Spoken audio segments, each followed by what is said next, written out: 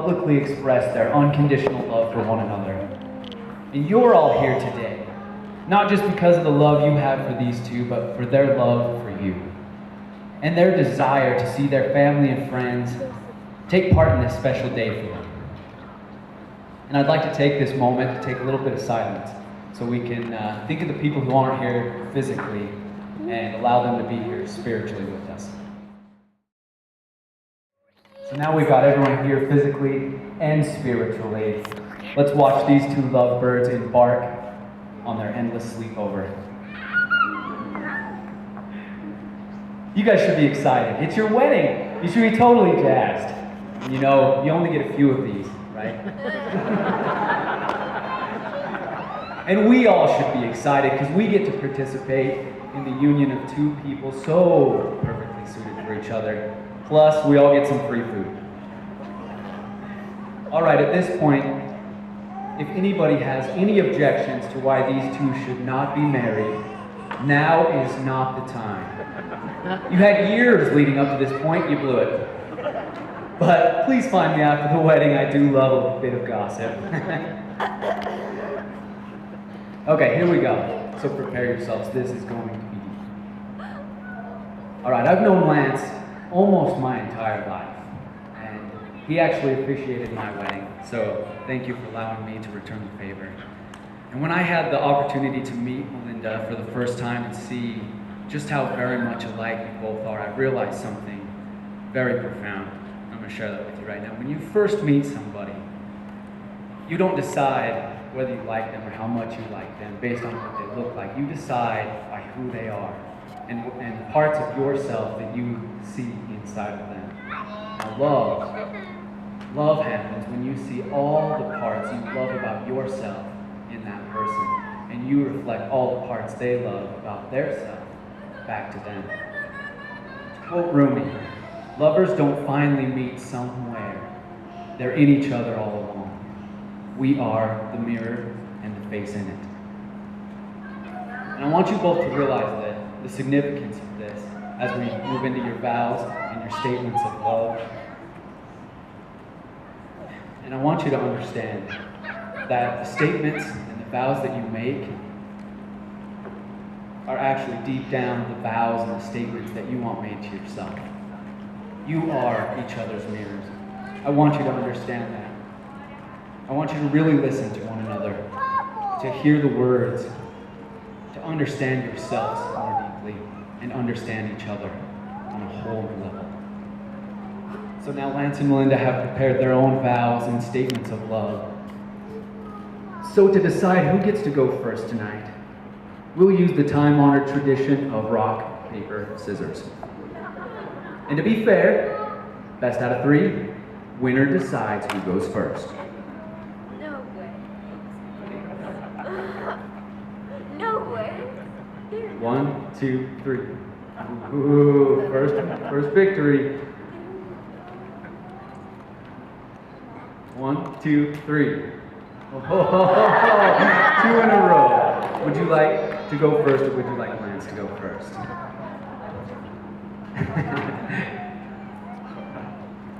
I need my glasses.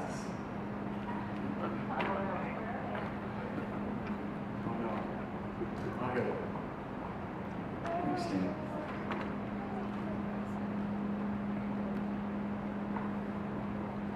I need my vows.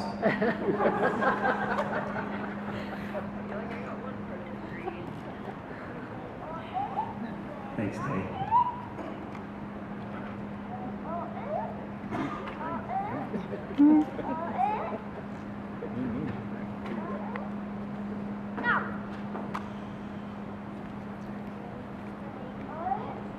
Dear Melinda,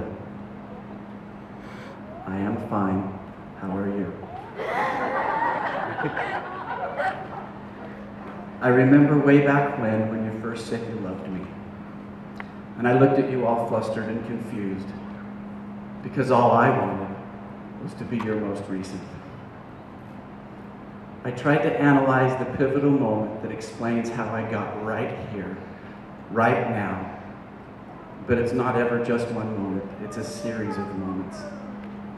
Moments in New York, and moments wrapped up in our bed, moments in the redwoods, and moments rowing and hiking and just talking. If I had a nickel for every time you say have a good day to a stranger or I love you to me, I would be mad. Because nickels are heavy.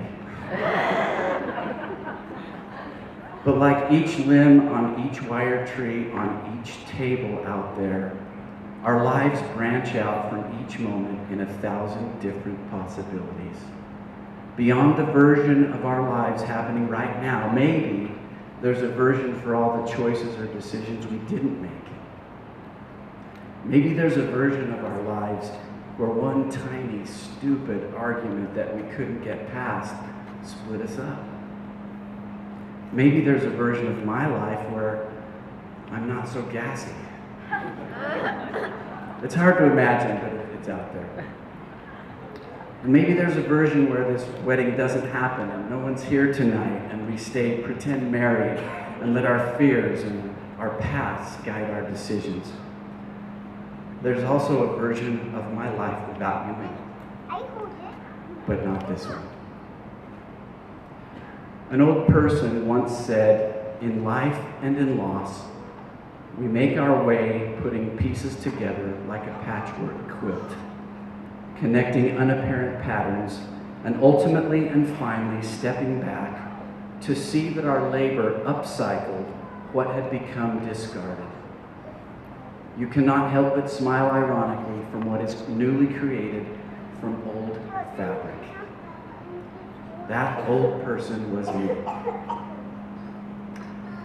Melinda, love is everything. And in part from sharing our pieces of old fabric, of bitterness and shame and fear and regret, we slowly but surely made love.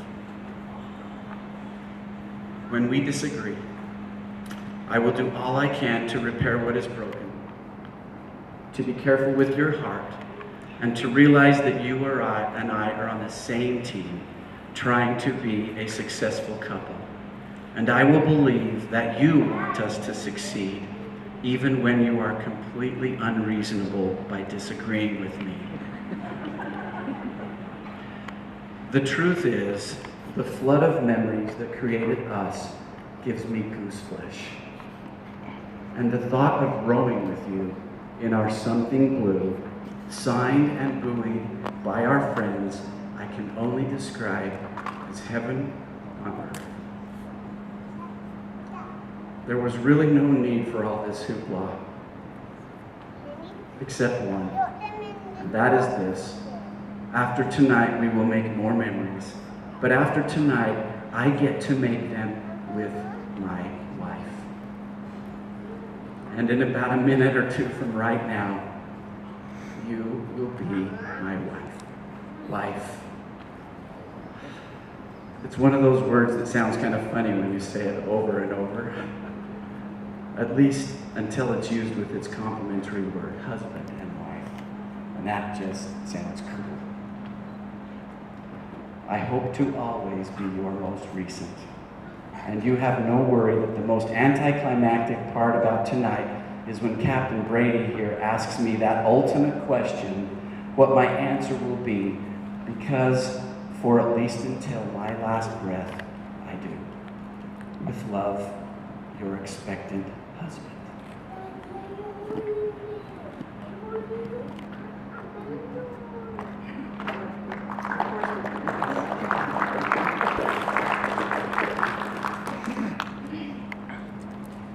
Wow, this is a better public speaker than I planned. One night, I was in Dinosaur, that's where I live, and I was just having a really hard time one night. And I just prayed. And after a while,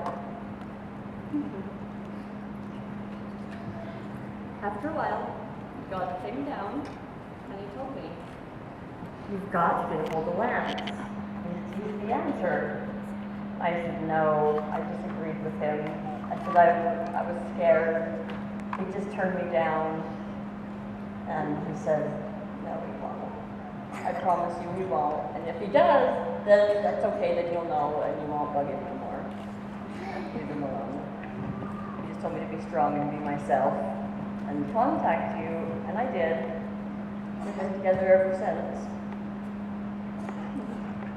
Some of the time, I feel like I'm not worthy of your love, but you let me know in every way that in your eyes, I'm more than worthy. You bring me up when I'm down, you stand by my side, proudly, even if I'm not proud of myself. You let me know that even though I'm not perfect, I am perfect for you, as you are me. You look into my heart and pass over all the foolish, weak things that you cannot help, dimly seeing them, and you draw out the light of all the beautiful things no one else has looked quite far enough to find.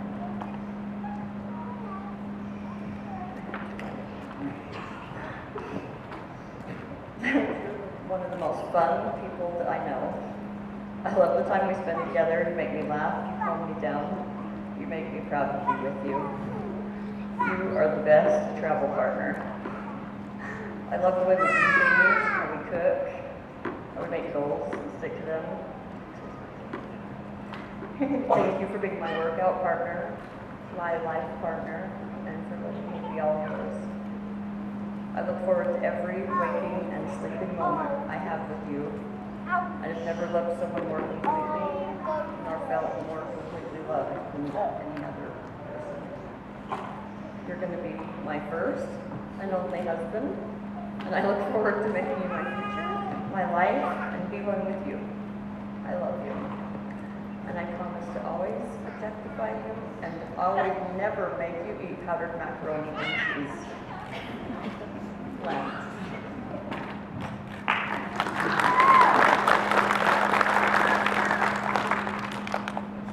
Well, since you started the vows, we'll start with you. Lance, do you take Melinda to be your awful wedded wife? Do you promise to love, honor, cherish, protect, and be faithful to her? Do you promise to take out the trash and pick your clothes up off the floor? And do you promise to love her even when she's cranky? To always objectify her in all the right ways and respect her for the beautiful woman she is? I do. And Melinda, do you take Lance to be your awful wedded husband?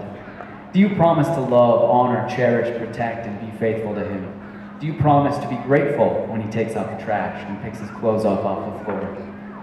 And do you promise to love him even when he's cranky, to objectify him all the time, and respect him for the handsome man that he is? I do, definitely. Now, do you guys have your rings for each other? Lance, would you please place the ring on Melinda's finger? What?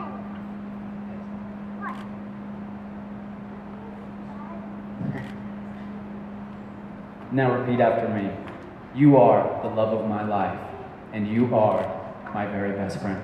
You are the love of my life, and you are my very best friend. Melinda, please place the ring on Lance's finger.